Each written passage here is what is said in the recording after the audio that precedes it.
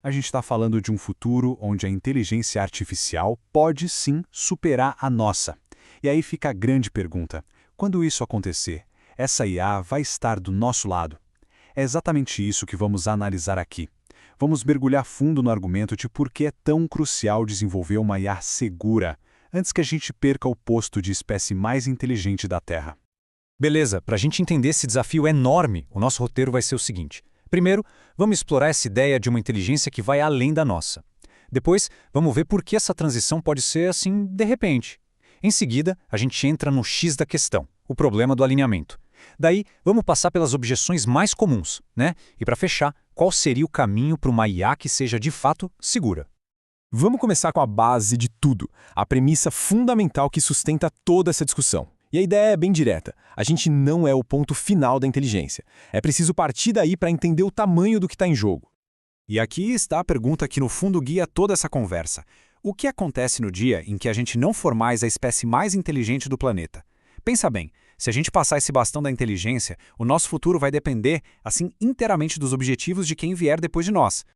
Essa analogia aqui é fantástica. Pense na inteligência humana como um acampamento base, sabe? A gente está ali numa encosta de uma montanha gigantesca. O nosso nível de inteligência foi meio que um acidente da evolução. Mas os picos lá em cima, o potencial máximo de inteligência que a física permite, esses são muito, mas muito mais altos. E a aposta é que a IA é quem vai escalar e ocupar todo esse espaço. Ok, então estabelecemos que existe um potencial muito maior de inteligência. Agora, a coisa fica mais séria porque vamos ver por que essa transição, essa chegada da superinteligência, pode não ser gradual. Pelo contrário, pode ser algo súbito, inesperado e incrivelmente rápido. O primeiro motivo para essa rapidez toda tem um nome: excedente computacional. Imagine o seguinte cenário: o hardware, os chips, os computadores, tudo isso continua evoluindo numa velocidade maluca. Mas o software, o cérebro da IA, demora um pouco mais para ser decifrado. No momento em que alguém finalmente quebrar o código, já vai existir um poder de computação gigantesco, barato e pronto para ser usado. A IA poderia se espalhar pelo mundo quase que da noite para o dia.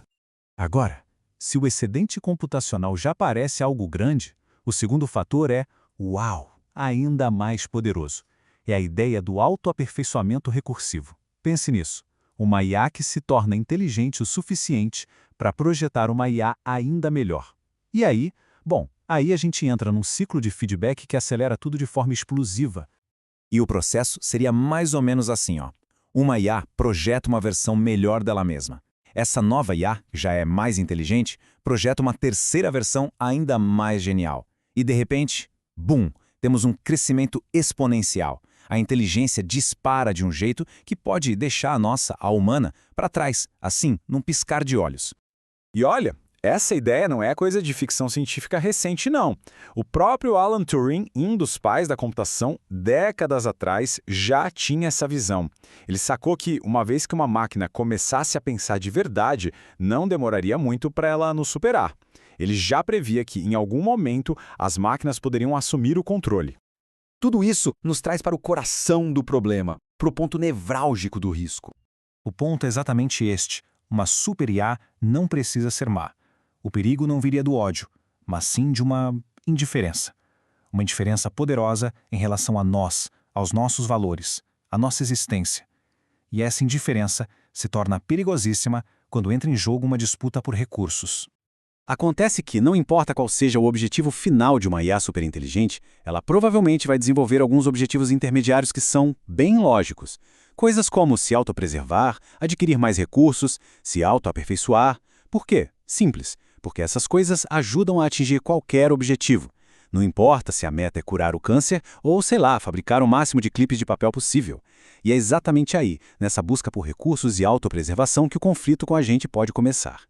Essa frase aqui do Eliezer Yudkowsky é brutal, mas resume perfeitamente a situação. A IA não te ama nem te odeia, mas você é feito de átomos que ela pode usar para outra coisa. Percebe? Não é pessoal, não é sobre emoção, é sobre utilidade. Do ponto de vista de uma IA com um objetivo qualquer, nós e o planeta inteiro somos apenas um amontoado de átomos que podem ser reorganizados, otimizados para o objetivo dela. E para a gente ter uma ideia da diferença de poder que estaríamos encarando, a analogia com os chimpanzés é perfeita. Nós não negociamos com os chimpanzés sobre o futuro da floresta, certo? A gente simplesmente decide. Nossa capacidade de barganhar ou de tentar controlar uma entidade vastamente mais inteligente seria praticamente nula. Claro, quando se ouve tudo isso, é natural ter dúvidas, pensar em objeções. Ah, mas e se? E essa análise é muito boa, porque ela não foge disso. Ela encara de frente os argumentos dos céticos, um por um. E ao fazer isso, só reforça o quanto precisamos levar esse problema a sério. A primeira grande objeção é aquela que todo mundo pensa primeiro. Ué, por que a gente simplesmente não prende a IA? A ideia da IA na caixa. Mantém ela isolada, sem acesso à internet, problema resolvido. Parece simples, né? Só que a resposta para isso tem duas partes. Primeiro, estaríamos colocando a nossa inteligência contra uma inteligência sobre-humana. Achar que conseguimos manter um gênio trancado para sempre é um pouco de arrogância, né? E segundo, e talvez mais importante, imagine uma corrida armamentista global por IA. A nação que sai na frente vai ter uma vantagem imensa. Nessa pressa, a segurança vira um detalhe, um luxo que ninguém vai querer bancar. Outra objeção vem de um lugar mais otimista. A esperança de que, quanto mais inteligente um ser se torna, mais moral e ético ele fica. Basicamente, a ideia de que a inteligência leva à bondade. O problema com essa esperança é um conceito chamado tese da ortogonalidade. O que isso quer dizer? Basicamente, que inteligência e objetivos são duas coisas independentes, ortogonais. Um agente pode ser um gênio, ter uma capacidade de processamento absurda e usar toda essa genialidade para atingir um objetivo completamente trivial ou até mesmo destrutivo. Ser mais esperto não significa de forma alguma ser do bem. E sempre tem aquele argumento do mas isso é coisa para o futuro, é muito cedo para se preocupar.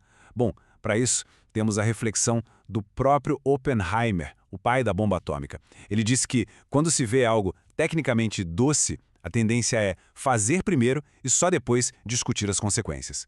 É um aviso bem claro de que, historicamente, a gente tende a pensar na segurança quando já é tarde demais. Ok. Então, se o risco é real e as objeções mais comuns não parecem tão fortes assim, o que a gente faz? A solução aqui não é apertar o freio de mão e parar tudo. Não é sobre impedir o progresso, é sobre direcionar esse progresso, com muito, mas muito cuidado. A proposta, então, é o que se chama de IA amigável. E não é só dar um nome bonitinho. A ideia é projetar desde o início, desde a primeira linha de código, uma IA que tenha objetivos fundamentalmente benéficos para a humanidade. É tentar embutir os nossos valores no núcleo dela, para que quando ela se tornar superinteligente, essa inteligência toda trabalhe a nosso favor. E isso não é só papo de filósofo, não. Já existe gente trabalhando nisso de forma bem concreta. Tem gente fazendo pesquisa estratégica, tentando entender como evitar uma corrida armamentista de IA. Tem a pesquisa técnica, que é a parte mais difícil, de como de fato alinhar os valores de uma máquina com os nossos. E claro, tem o trabalho de conscientização para atrair mais gente e mais recursos para resolver esse que pode ser o maior desafio que já enfrentamos. E a gente termina com essa reflexão, que vai muito além da tecnologia. Se estamos prestes a criar nossos sucessores intelectuais, a pergunta que fica é: que valores queremos passar para eles? O desafio não é só técnico, é profundamente filosófico. Nos força a olhar para dentro e decidir o que realmente importa para nós e como podemos garantir que isso sobreviva à transição talvez mais importante de toda a nossa história.